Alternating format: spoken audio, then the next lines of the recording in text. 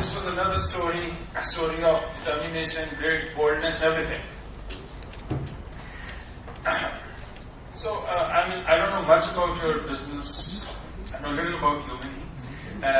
But one thing, as far as I know, I got a chance to meet your father between 2002 and 2004 when you went to me also. Used to be there 3-4 times. I don't know what else have you taken from your father, but positivity is definite. I'm sure many people here know Sardar Manjeet Singh. So, some of you know much more than I do. So I'm sure positivity definitely is one trait which is in your DNA, let me tell you. Okay, so that might have, catalyzed whatever you have been able to achieve. So that really helps. What kind of an environment are we in? Because during that time also, when he was in such deep crisis, I, maybe met him 3-4 times. So I never saw any hopelessness, on his face. So I distinctly remember. And the other thing I noticed as she was mentioning about luck also, again that reminds me of something. Luck has a very funny habit. It usually favors those who don't believe in it. So, yeah. True. And third thing that was coming to my mind was the same thing, the advice that Mr. Warren Buffett gave. You have to be very careful about that because you have a long journey ahead. So you have to be very careful about that. And last year, I know her, I think, for the last 10-12 years, and when I, met her for the first time, and a few months back I was talking to her, look, Minnie, earlier you were handling something very small, so I used to call you Minnie.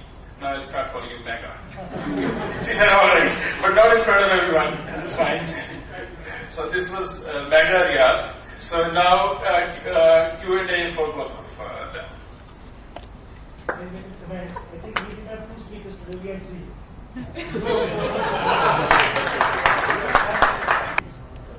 Our association is one of the last 4 years or more. She's like a child to us. And the family like anything. And it's a change.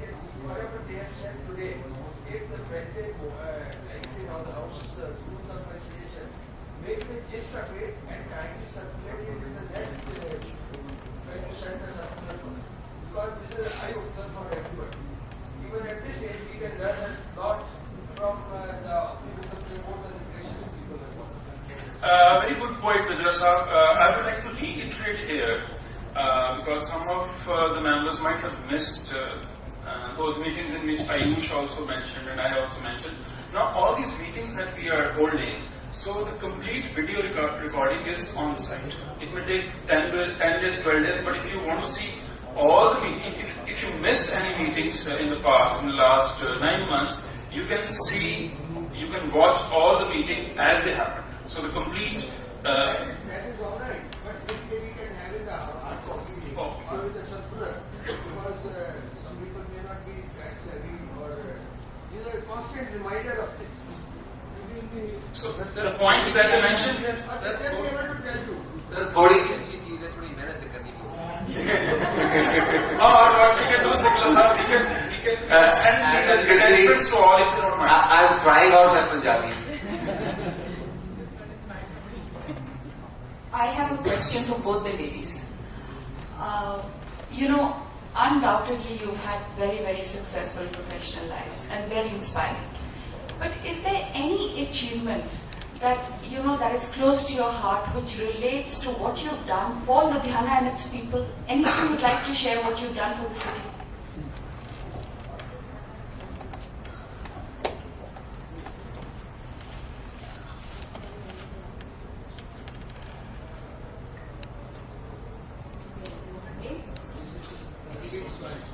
Mrs. Swan. Okay. Now I know that we are both in the same area. Am I wrong? I am in South City. No, why I am coming? No. I'm talking about South City. Because when she's talking about city, naturally I have to talk about city only. Okay, sorry. Anyway, what we have done for the city I'm very passionate about my city. And any time and every time, rather today also when a journalist was asking about my story, I was talking about the city. Because I really feel sad what we are doing to our city. Even though we have tried, even for South City we formed an NGO, I was the chief patron, I am the chief patron, to try to clean the canal and try to clean the city. That is the NGO's actually focus. But we are extremely sorry that we, the very literate people of Ludhiana, I actually said these words in a Dainik Jagran Doot a couple of days ago when the chief was here, they would have a corporate office here. I said, we literate people are the most illiterate because we are the ones who are responsible in spreading the garbage around, in dirtying our city, and in not cooperating with the city councils or city people, so that we at least set an example for those people who do not know how to handle it. We are not doing anything at all.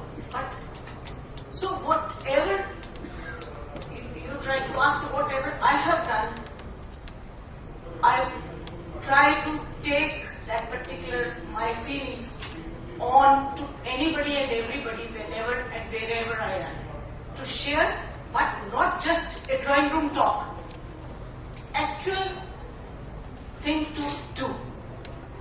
But I am again sorry, even though I am sitting at this particular platform, that none of the Ludhiana people are passionate in cleaning their city or doing something for the city. I don't know how you might feel bad about it, but we are truly not doing anything for this.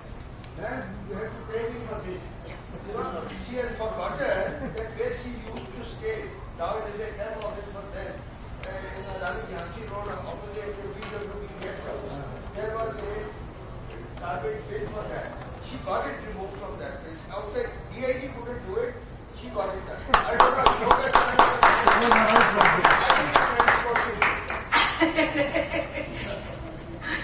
Men usually clear the mess.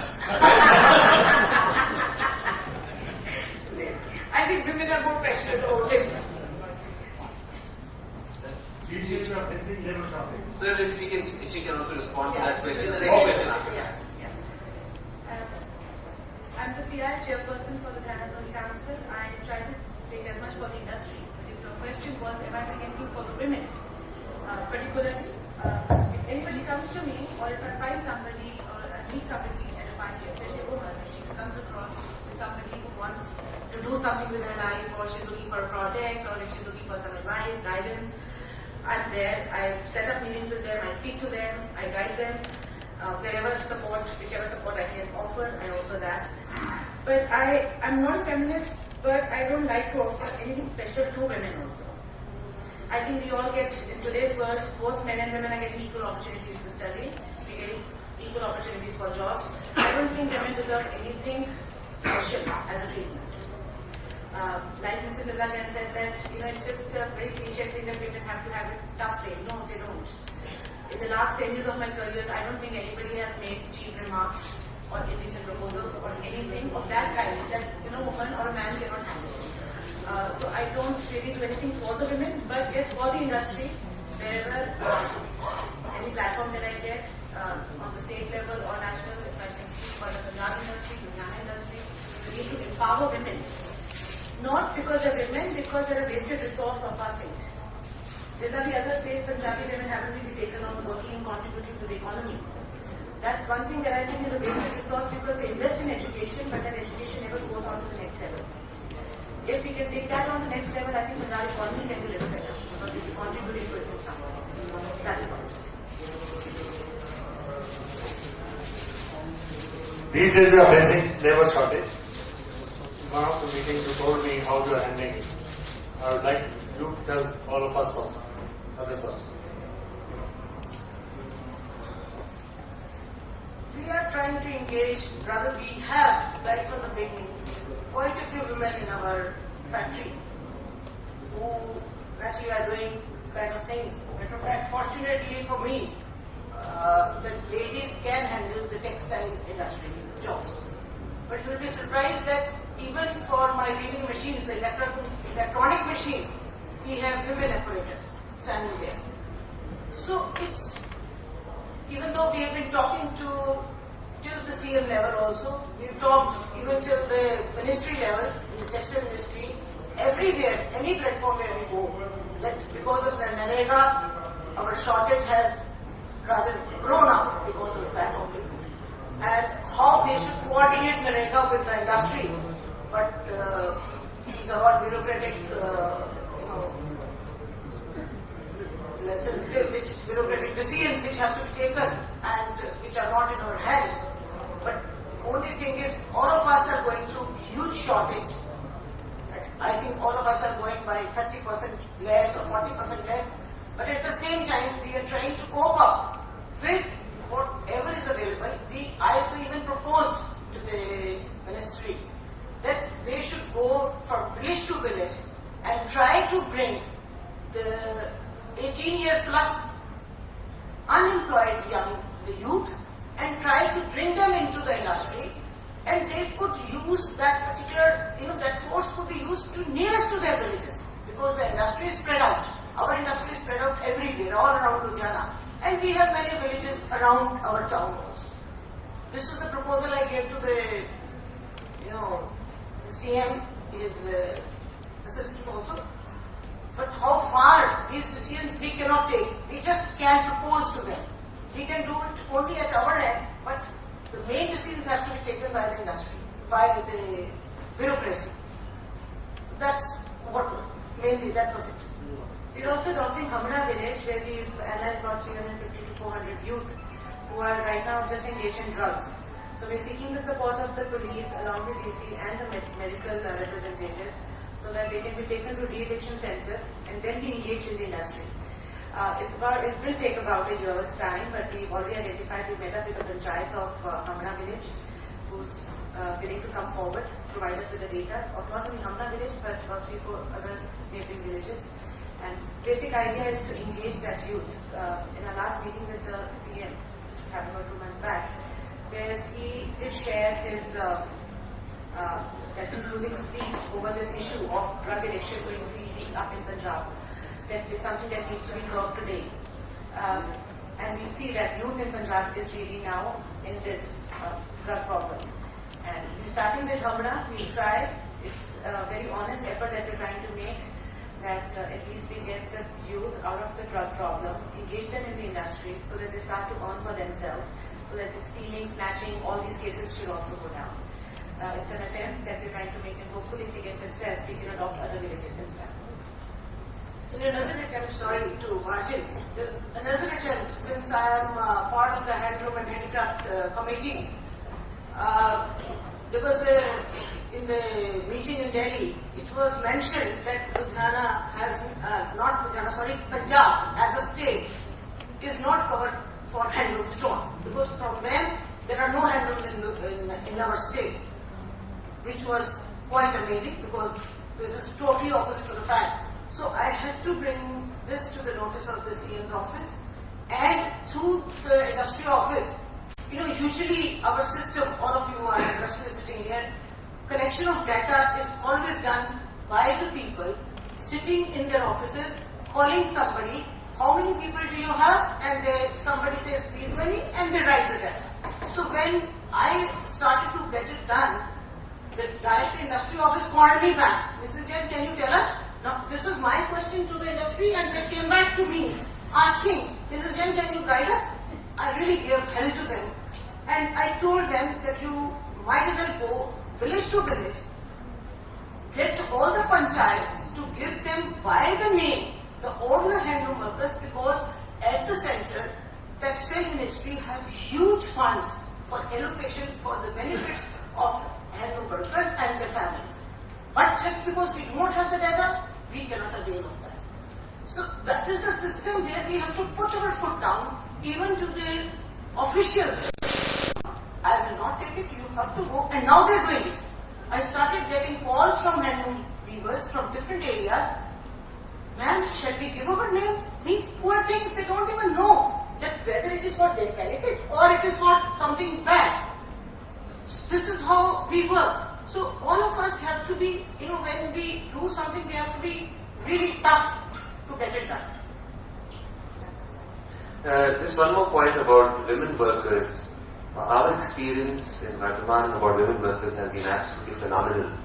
And many times new benchmarks in productivity have been taken up by women. I'll give an example in our loom shed in Bati.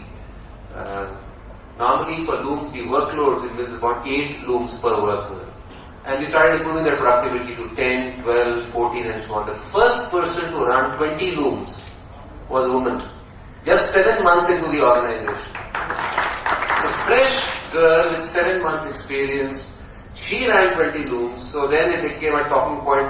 If a girl can run 20 looms, why can't you? And very soon the workload of 20 looms was established across the company very fast. So women can play an absolutely deadly role.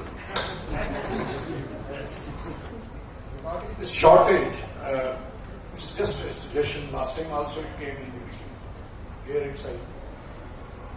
But Mrs. Jain was telling that again we go to the government and then this is my humble request, then we say it's all bureaucratic. We put it into the bureaucratic cobweb and then they will do their own way, whatever it is.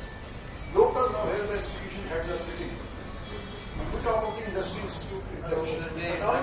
May I interrupt and may I ask Minnie to answer this question, because Akal Springs, to my understanding, has almost no shortage of workers. This is what I'm saying. So there's a lot we can do ourselves. This is what I'm saying. This is what I'm saying. We can do ourselves. So why don't we ask? We can train Jay was talking about STEP. There is a STEP. There's a community development center in the uni colleges. If at all, institutions can be involved in training the semi-skilled workers and skilled workers at the local level. These things can be taken care of. This is my humble request. You can share that experience. What particular experience are you talking about? We're talking about shortage of workers. We can have a situation where there's hardly any shortage of workers. We've actually, at the last meeting, we've not really had shortage of workers. Primarily because, actually it's a very long-term kind of arrangement that you have to have with your workers. What we've done, another unique thing, is that we've engaged not only the father but his son, and in one case we've taken the daughter now, where all others are now getting geared up, that please take our daughters also to work for you. People have now started, another problem that we have is, these casual laborers that we have. We somewhere encourage such situations where, casual hai, aaj rakh lo, 2 महीने बाद चल निकाल. अब नहीं जरूरत तो जाने दो. I think we need to start looking at having more permanent people in the company than looking at those short-term gains.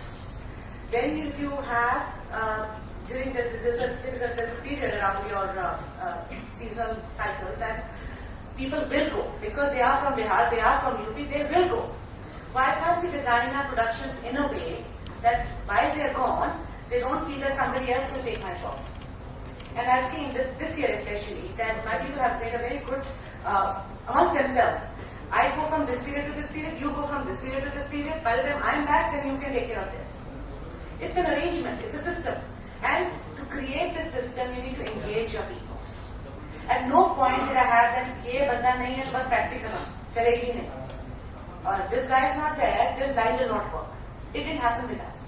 Because each one of them, they made arrangement amongst themselves and then gave a proposal to the company that ये बंदा ऐसे चल जाएगा, ये जब वापस आ जाएगा उसके 2 दिन बाद मैं जाऊँगा, because 2 दिन इसको फिर वापस सेट करने लगेंगे.